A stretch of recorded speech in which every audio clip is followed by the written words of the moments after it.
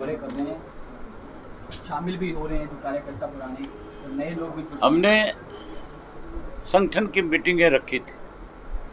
हम अपने संगठन का विस्तार करना चाह रहे हैं और लगातार कार्यकर्ताओं की डिमांड थी कि जैसे चौटाला साहब ने एक बूथ 10 यूथ संगठन के साथ खड़ा किया था, इंडियन नेशनल लोकदल पार्टी को नए सिरे से इस संगठन को और विस्तार करना चाहिए, बड़ा करना चाहिए। हमने जब आपस में पार्टी के सीनियर नेताओं ने बात करी तो ये फैसला लिया कि अब हम इसको वार्ड के स्तर पे संगठन को बढ़ाने का काम करें। हमने जो मीटिंगें बुलाई थी वो केवल संगठन से जुड़े हुए लोग जिनको जिम्मेवारियां दे रखी उनकी थी। हमारी सोच तो ये थी कि ज़्यादा से ज़्यादा जो पार्टी के 300 साढ़े 300 पदाधिकारी हर डिस्ट्रिक्ट हेडक्वार्टर पे है, उतने लोगों को बुलाएंगे, उनके साथ संगठन का विस्तार करने के लिए चर्चा करेंगे, उनकी राय भी जानेंगे और अपनी तरफ से उनकी जिम्मेवारियां लगाएंगे। लेकिन आज की तारीख के अंदर हमने 21 जिले मैंने कंप्लीट कर लिया। आज 22वां जिला सरसा बचा हुआ है जो 2 बजे 3 बजे है। हर मीटिंग के अंदर कहीं 200 की ज्वाइनिंग है, कहीं 300 की है, कहीं 500 की भी है। आपके फतेहाबाद में भी आज 500 से ज़्यादा लोगों ने पार्टी को ज्वाइन किया है। विशेष बात यह है कि नौजवान जो है वो सबसे ज़्यादा बड़ी संख्या में आज हमारी पार्टी के साथ जुड़ रहे हैं। नौजवान के साथ कांग्रेस ने विश्वासघात किया, नौजवान के साथ बीजेपी ने विश्वासघात किया। नौजवान के साथ सबसे ज़्यादा बड़ा धोखा अगर किसी ने किया तो वो जजपा ने किया, जिसने समझबाग ये दिखाए थे कि 75% आरक्षण लागू करके तुम्हें नौकरी देंगे। आज हरियाणा बेरोजगारी में नंबर 1 पर पहुंच गया। वहीं ये कहा था कि जो कोई बेरोजगार रह जाएगा उसको हम 11,000 रुपया बेरोजगारी भत्ता उसके खाते में हर महीने डालेंगे ताकि वो बच्चा कम से कम अपने पैरों पे खड़ा रह सके, छोटे मोटे अपने खर्चे निकाल सके। आज वो नौजवान जो है मायूस है। अब उस नौजवान को भरोसा है तो केवल इंडियन नेशनल लोकदल पार्टी पे। उसका एक कारण है, चौटाला साहब जब 2000 से 2005 में चीफ मिनिस्टर थे, उस वक़्त में हमने 5,000 रुपया हर नौजवान के खाते में बेरोजगारी भत्ते के रूप में डाला था। आज क्योंकि महंगाई बढ़ गई, इसलिए उस पैसे को भी और बड़ी उसमें देना होगा। हमने फैसला किया है कि 2024 में जब हमारी सरकार बनेगी, हम नौजवान को बिल्कुल मायूस नहीं होने देंगे। हम पहली बात तो उसको रोजगार देंगे, नौकरी देंगे। अगर कोई बेरोजगार रह गया तो उसके खाते में 21,000 रुपया सरकार की तरफ से डाल के देंगे ताकि वो बच्चा मायूस ना हो, वो अपने पैरों पे खड़ा रह सके, वो अपना कारोबार आगे बढ़ा सके। अभय जी, जिस तरह से सुनो, जो नौजवान की संख्या आज आपने देखी, उससे लगता नहीं कि नौजवान ही जो है देश में बदलाव लाता है। नौजवान ही हर चीज़ का तख्ता पलट करता है।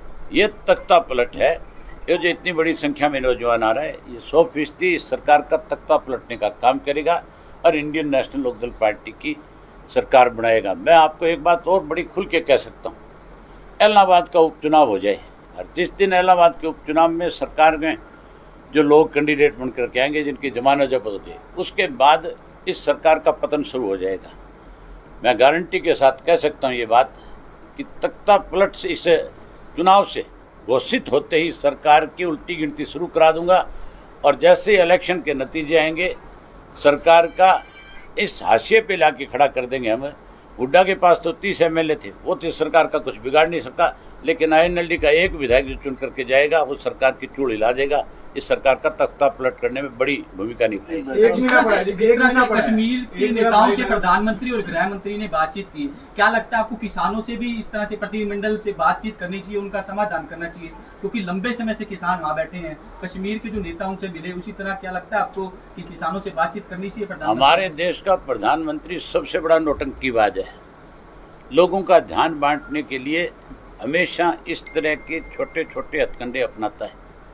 हमेशा लोगों का ध्यान भटकाने के लिए कभी मन की बात करेगा, कभी कश्मीर के मुद्दे को छेड़ेगा, कभी 370 की बात करेगा, कभी कोरोना की बात करेगा, कभी किसी और मुल्क की बात करेगा। जो सबसे अहम चीज़ है आज की तारीख में, जो किसान का इशू है, इस इशू पे बात नहीं कर रहा, लेकिन देश के प्रधानमंत्री को मजबूर होना पड़ेगा और किसान की बात नहीं करनी पड़ेगी, किसान की बात को मानना पड़ेगा।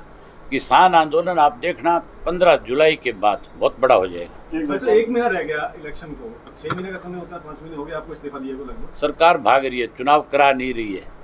अगर चुनाव करवाती तो फिर अब तक नोटिफिकेशन हो जाना चाहिए था, तारीख तय हो जानी चाहिए थी, लेकिन कोविड का बहाना लेकर के टालने की कोशिश करी। बकरे की माँ कितने दिन खैर मनाएगी, आखिर उसको कटना ही पड़ेगा। आम चुनाव को भी 3.5 साल का समय है और इसमें की घोषणा है पेंशन जो 11,000 की, क्या जल्दी नहीं कर? हमारी पार्टी का पहले से ये फैसला है और कोई भी घोषणा जो है, सत्ता में बैठे लोग तो घोषणा करें तो उनके गले में फांसी आ जाती है, क्योंकि उनको फिर उसी टाइम उसको लागू करना पड़ता है। हम अपने साथियों को, क्योंकि हमारी पार्टी पे लोगों को विश्वास और भरोसा है, खास करके चौटाला साहब ने जो बात अपनी जबान से कभी कही उसको पूरा किया। और आज की तारीख में हरियाणा प्रदेश के अंदर अगर आम आदमी को किसी की बात पे भरोसा है तो केवल अभय सिंह चौटाला है जिसकी बात पे लोग भरोसा कर सकते हैं। मैंने आज तक जो बात कही है उसको पूरा किया है, चाहे मुझे उसके लिए कितना ही बड़ा नुकसान हुआ और चाहे उसके लिए मुझे कितना ही बड़ा नुकसान उठाना पड़ा, मैं कभी पीछे नहीं हटा। कोई बड़ा नेता आपके संपर्क में जो वापसी करना, मुझसे बड़ा नेता कोई नहीं आज हरियाणा। बात ये करना चाहता हूँ, मैं आपसे पूछता हूँ, मुझसे बड़ा नेता आज हरियाणा प्रदेश में कोई है? मेरे से बड़ा अगर नेता कोई इस प्रदेश में है तो उस शख्स का नाम चौधरी ओम प्रकाश चौटाला है। कार्यक्रम तय हुए? चौटाला साहब अभी अपना, उनके हाथ में फ्रैक्चर है, उसके लिए हॉस्पिटलाइज है। जैसे ही हॉस्पिटल से छुट्टी मिलेगी, डॉक्टर जब उनको इजाजत देगा, हम उनके कार्यक्रम बनाएंगे। महंगाई के मुद्दे पर विपक्ष मौन, विपक्ष है कहाँ? विपक्ष तो सत्ता पक्ष के साथ मिला हुआ है। भूपेंद्र सिंह हुड्डा तो भाजपा की कठपुतली है। आपको पता नहीं है कि किस तरह से हुड्डा ने अपने लड़के को राज्यसभा में भिजवाया, किस तरह से सुभाष चंद्रा को भूपेंद्र सिंह हुड्डा ने वोट दे करके राज्यसभा में भेजने का काम किया। जो लोग आपस में मिले हुए हैं, आप वहाँ पक्ष और विपक्ष की बात कैसे कर सकते हैं? ये तो बिका हुआ सौदा है, लेकिन बहुत जल्दी लोग इनको सबक सिखाएंगे। लोग फील्ड में उतर रही है महंगाई को लेकर।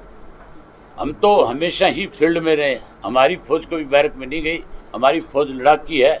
हमने हमेशा लोगों का विश्वास जीता है। राज्य किसी का बना उससे कोई मतलब नहीं है, लेकिन हमारे लोगों ने लोगों के दिलों के ऊपर राज किया है। आज शहर के अंदर किसी भी रिक्शा वाले से रोक करके पूछ लो कि तेरे को किस पार्टी पे विश्वास और भरोसा है, वो खुल करके कहेगा कि INLD के वर्कर पे मुझे भरोसा है। इलाहाबाद में ओपी चौटाला जी कैंडिडेट हो सकते हैं? उनको परमिशन दिलवा दूं, वही कैंडिडेट बना देना।